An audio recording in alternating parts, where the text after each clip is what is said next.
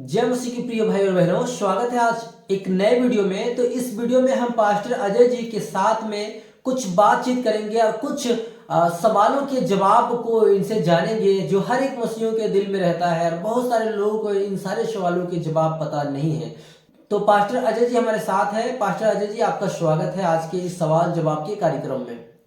धन्यवाद सभी को। जय मसीह की। आज हम आपके साथ नए विचार के साथ आज हम आपके साथ उपस्थित हैं। तो नए विचार में आज हम आपको कुछ नई बातें बताएंगे बपतिस्मा के बारे में। तो पास्टर अजय जी, आपसे हम जानना चाहते हैं, एक व्यक्ति को जो मसीह में आया उसको कितने दिनों के बाद बपतिस्मा लेना चाहिए और उसके जीवन में क्या क्या योग्यता हो जाए कि वो बपतिस्मा ले सकता है? देखिए, जहाँ तक बपतिस्मा लेने का सवाल है, पहले समय में जब प्रेरित लोग जिसके लिए प्रार्थना जब प्रवचन करते थे, जैसा बाइबल में लिखा हुआ है, तो लोग विश्वास करते थे तो काफी लोग तुरंत बपतिस्मा लेते थे।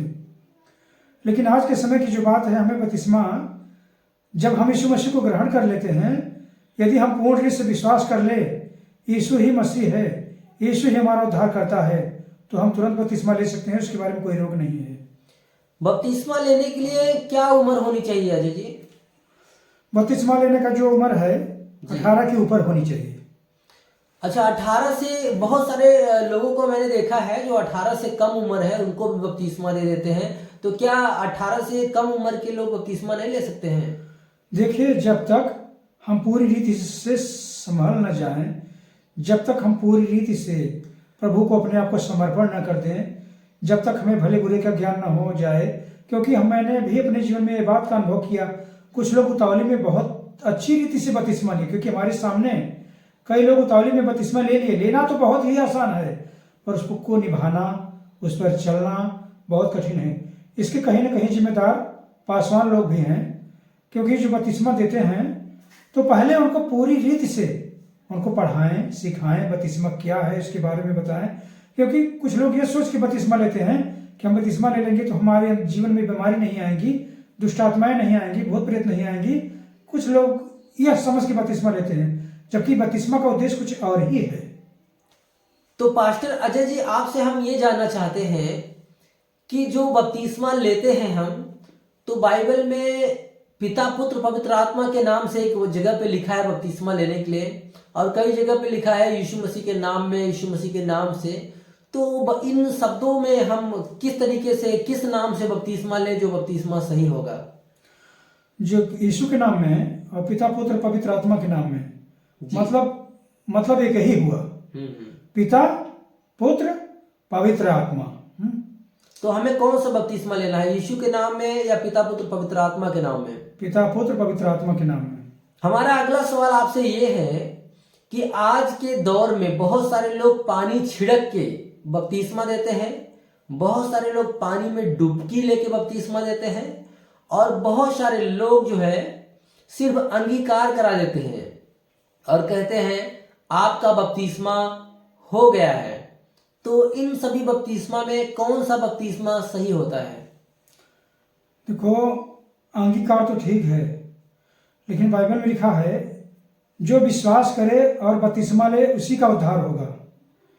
तो हमने तो ये अंगीकार कर लिया कि यीशु ही प्रभु है, और जब हमने अंगीकार कर लिया कि यीशु ही प्रभु है, तो जैसे खोजा यशायाह की पुस्तक को पढ़ता जा रहा था और फिलिपुस उसके पीछे हो लिया उसके रथ के साथ, और उसी शास्त्र से आरंभ करके उसने सारी बातें बताई। जब तो दोनों जाते जाते जल के पास जब पहुंचते हैं, वो खोजा सारी बातों को जान गया था। फिलिपुस से कहा कि देख, अब यहाँ जल है और मुझे बपतिस्मा लेने में क्या रोक है। तो दोनों जल में उतरते हैं और वो खोजा जो है बपतिस्मा को लेकर के बाहर आता है। तो अंगीकार हम करते हैं तो हमें बपतिस्मा भी लेना चाहिए। अंगीकार और बपतिस्मा दोनों जरूरी है। लेकिन बहुत सारे लोगों को हमने देखा है कि रोमियो 10 अध्याय के वचन से वो बोलते हैं कि हम अंगीकार कर लिए हैं कि यीशु मसीह हमारे लिए मारे गए, गाड़े गए, और मृतकों में से हमें धर्मी बनाने के लिए तीसरे दिन जीवित हो गए। हम ये अंगीकार कर लिए तो बपतिस्मा लेना कोई जरूरी नहीं है, ऐसा बहुत सारे लोग मानते हैं। इस विषय पे आपकी क्या राय है? ये विषय पर हमें यही कहना चाहते हैं, केवल एक ही वचन को लेकर के कोई बात को सिद्ध कर देना ये अच्छी बात नहीं है। जैसे मत्ती 28:18 क्या कहता है, प्रेरितों के काम में जो खोजा और फिलिप्पुस के बारे में हम देखते हैं, उसको भी हमें देखना है। किसी एक वचन को लेकर के हम सारी बातों को सिद्ध कर दें, तो ऐसा नहीं होना चाहिए। कोई व्यक्ति अगर छिड़काव का बपतिस्मा लिया है और वो व्यक्ति प्रभु यीशु मसीह को जाना और कह रहा है कि पिता पुत्र का बपतिस्मा हमें लेना है, और बाइबल में लिखा है बपतिस्मा एक ही है, तो क्या हम उसको पिता पुत्र पवित्र आत्मा के नाम से दोबारा बपतिस्मा दे सकते हैं कि नहीं दे सकते हैं? जैसे हम लोग जब संसारिक में थे तो संसार में भी लोग कहते हैं, क्योंकि मैंने एक बार गढ़वा घाट गया, वहाँ से मैंने गुरु मंत्र लिया था संसारिक में जब था। उसके बाद गया निरंकारी में सत्संग किया, वहाँ भी ज्ञान लिया। तो कुछ लोग ये संसार में ये कहते थे कि गुरु करे 10 पाँचा, जब तक गुरु मिले नहीं साचा। तो कहने का मतलब हमें जो बाइबल के अनुसार बपतिस्मा है उसी को लेना है। जैसे कोई छिड़काव का बपतिस्मा देता है तो बाइबल में कहीं छिड़काव का बपतिस्मा है ही नहीं। बाइबल में जो भी बपतिस्मा है डुबकी है, हम यीशु मसीह के साथ जो गाड़े जाते हैं, तो ये बपतिस्मा सही है, क्योंकि बाइबल में कहीं छिड़काव का बपतिस्मा है ही नहीं। तो हमें ये देखना है, कोई हमें कोई बात बता रहा है तो क्या ये बाइबल से संबंधित है या बाइबल के बाहर है। कुछ लोग भविष्यवाणी करते हैं कि प्रभु इस सन में आने वाला है या उस सन में आने वाला है। तो जो हमें बाइबल, जब हम बाइबल नहीं पढ़ेंगे तो हम भटक जाएंगे। अगर बाइबल पढ़ेंगे तो सारा वचन हमको ज्ञान होगा, तो हमें कोई भटका नहीं पाएगा। जैसे बहुत सारे लोग का कहना है कि बपतिस्मा एक ही है, वचन में लिखा है विश्वास एक ही है, परमेश्वर एक ही है, बपतिस्मा एक ही है, और उसने छिड़काव का बपतिस्मा ले लिया, तो क्या वो पिता पुत्र पवित्र आत्मा के नाम से बपतिस्मा ले सकता है फिर से? वो दोबारा बपतिस्मा वो ले सकता है। क्यों ले सकता है? कि उसको सही रीति से बपतिस्मा नहीं दिया गया, क्योंकि उसको सही संगति नहीं मिली। यदि वो बाइबल पढ़ता है, यदि वो अपने अंदर महसूस करता है कि नहीं ये चीज़ मेरे जीवन में सही नहीं है, तो फिर से अपने आप को बदल सकता है। अच्छा, कहने का मतलब ये हो गया कि जो उसने छिड़काव का बपतिस्मा लिया था, असल में वो बपतिस्मा नहीं था। जब वो पिता पुत्र पवित्र आत्मा के नाम से बपतिस्मा ले रहा है तो वो उसका पहला ही बपतिस्मा है, दूसरा तीसरा बपतिस्मा नहीं है। ये यही मतलब है। यही मतलब, क्योंकि बाइबल में कहते बपतिस्मा एक है, विश्वास एक है, ईश्वर एक है। जी जी जी। तो यहाँ ईश्वर के वचन को तोड़ मड़ोड़ करके लोग पेश कर रहे हैं, तमाम प्रकार के लोग भ्रम फैला रहे हैं। तो परमेश्वर के वचन में लिखा है कि इस पुस्तक में से यदि कोई कुछ निकाल दे तो परमेश्वर उसका नाम जीवन के पुस्तक से निकाल देगा। यदि कोई इस पुस्तक में कोई बातें बढ़ा दे तो परमेश्वर उसके ऊपर आने वाली विपत्तियों को बढ़ाएगा। अच्छा, कई लोगों का कहना ये है कि क्या हम बपतिस्मा अगर नहीं लिए और हम मर गए तो क्या हम स्वर्ग में जाएंगे? बपतिस्मा और स्वर्ग से क्या कनेक्शन है? बपतिस्मा और स्वर्ग से यह कनेक्शन यह है कि जो चोर था, जो 2 डाकू थे, एक प्रभु के दाएं और एक बाएं लटकाए गए थे जी, उस समय के वचन को अगर अनुसार हम देखते हैं तो वो मन नहीं फिराया था। जब तक वो समस्या में नहीं पड़ा तब तक वो मन को नहीं फिराया। लेकिन जिस समय उसको सजा देने के लिए लटकाया गया तो एक ने तो मन नहीं फिराया, दूसरे ने मन फिराया, और यह उसके अंदर यह विश्वास हो गया कि यीशु ही परमेश्वर है, यह निश्चय वह धर्मी है। तो उसने कहा, हे प्रभु, जब तू अपने राज्य में आए तो मेरी भी सुधि लेना।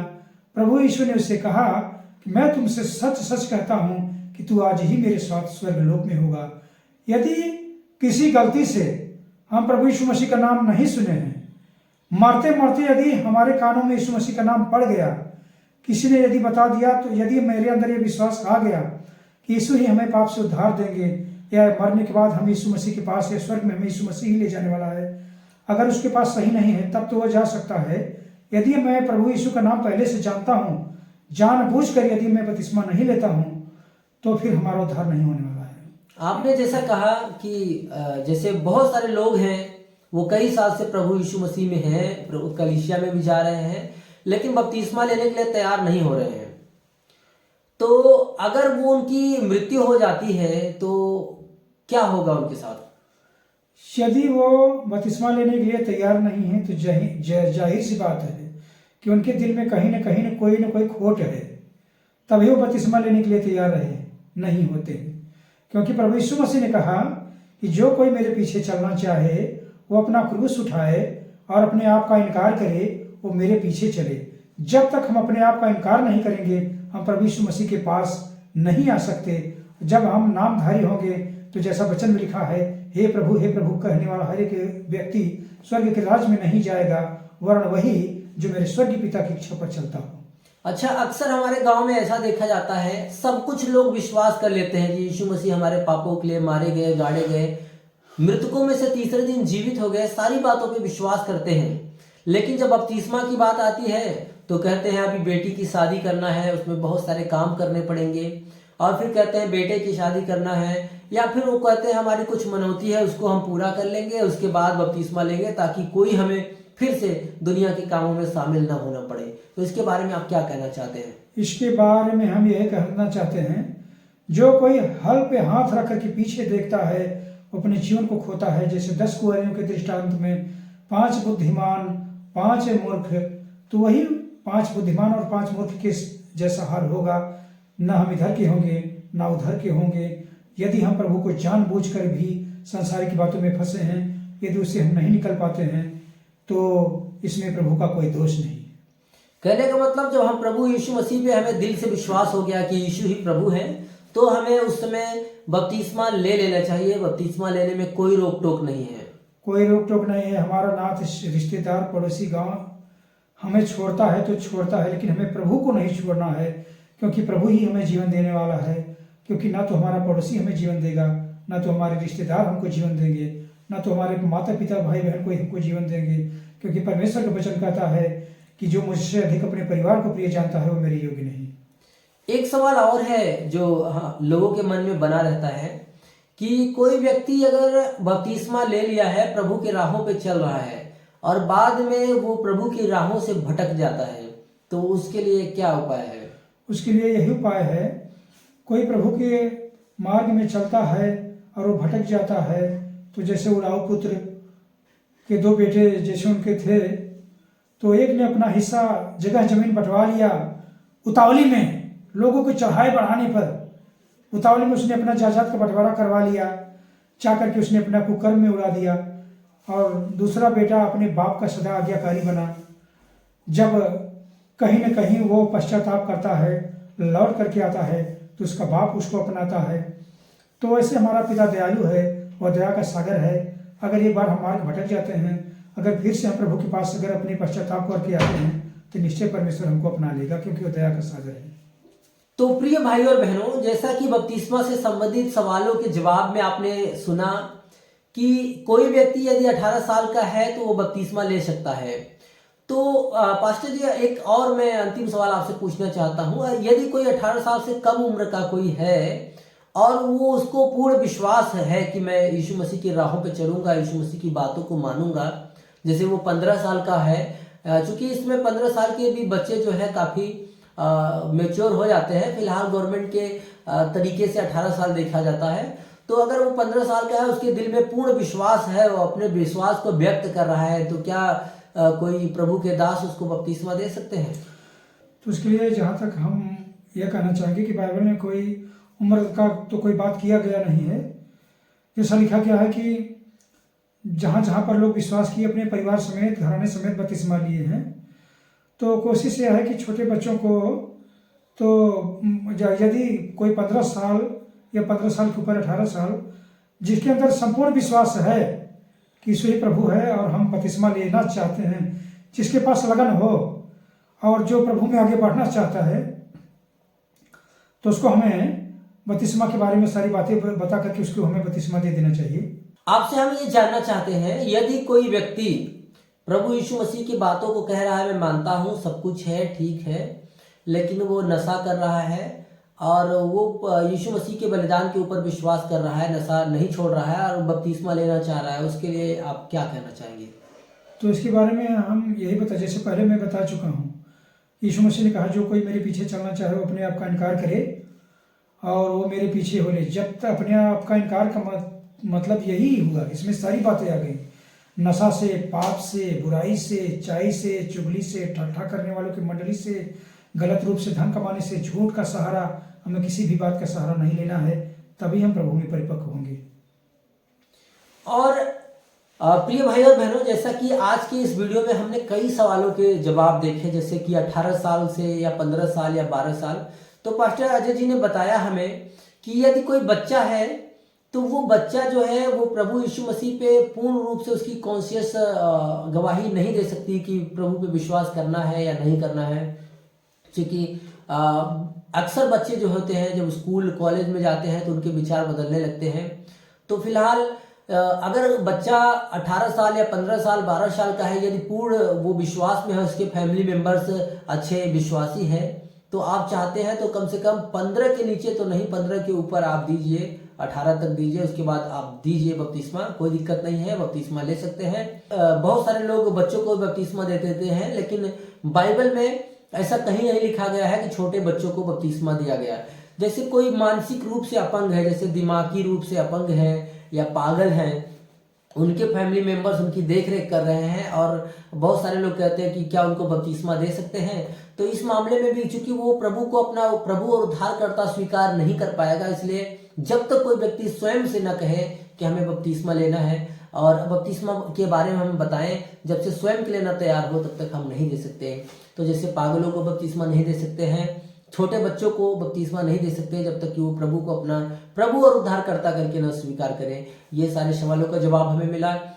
तो प्रिय भाई और बहनों, जैसा कि हमने वीडियो में देखा कि हमें बपतिस्मा लेना बहुत जरूरी होता है एक मसीही को, और बपतिस्मा जो है पिता पुत्र पवित्र आत्मा के नाम से होना चाहिए। बपतिस्मा पानी में पूर्ण रूप से डूबने के द्वारा होना चाहिए, छिड़काव का बपतिस्मा नहीं होना चाहिए। बहुत सारे लोग अंगीकार पे ही रुक जाते हैं, अंगीकार के बाद बपतिस्मा बहुत ही आवश्यक होता है। तो प्रिय भाई और बहनों, यदि आपका बपतिस्मा से संबंधित कोई और सवाल है तो वीडियो के कमेंट में आप जाके वो सवाल को लिख दें और अगले वीडियो में हम उस सवाल का जवाब देने की आपको कोशिश करेंगे।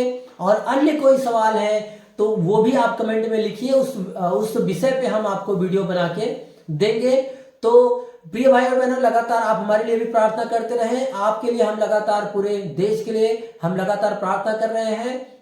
यदि आप पास्टर अजय जी से पर्सनल बातचीत करना चाहते हैं, प्रार्थना करवाना चाहते हैं या अपना भेंट देके पास्टर अजय मिनिस्ट्री को सहयोग देना चाहते हैं, तो नीचे नंबर चल रहा है, वहां पे आप जो है प्रार्थना का नंबर है, वहां पे फोन करके प्रार्थना करवा सकते हैं। और नंबर चल रहा है गूगल पे, फोन पे का, वहां पे आप अपने भेंट को भी आप भेज सकते हैं।